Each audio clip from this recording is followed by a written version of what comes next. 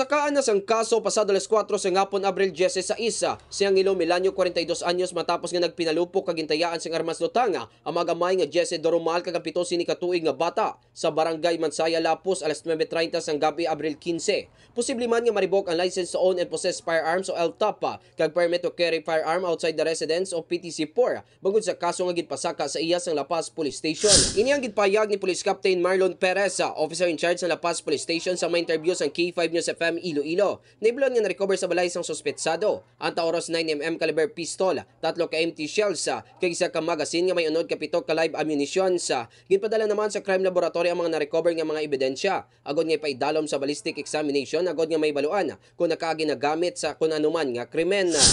Sa karon mga ka-K5, magapangatubang ang suspetsado sa kaso nga illegal discharge of firearms, grave threat kag alarm and skandala. Balita nagikan sa distrito sang La Paz.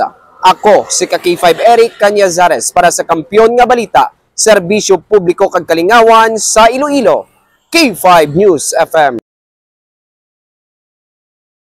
This news is brought to you by, do you feel tired all the time? Do you have frequent infections? Do you have always cold? It's a sign of low immune system. Boost your immune system with Clinica D3 Bio. Antibacterial, natural antioxidant, immune system booster. Clinica D3 Bio has vitamin D3, lauric acid, and monolurine to fight against all viruses. Try Clinica Vitamin D3 with Coccus nocifera